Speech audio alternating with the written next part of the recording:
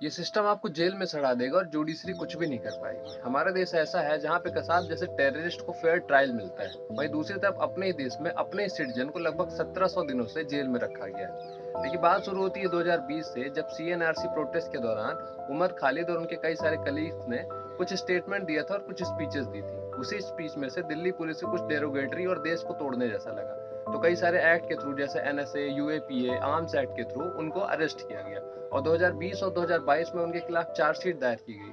लेकिन उस बात को लगभग 4 से 5 साल हो चुके हैं और अभी तक उनका एक फेयर ट्रायल नहीं शुरू हुआ है। और रही बात बेल की, तो वो तो भूल ही जाइए।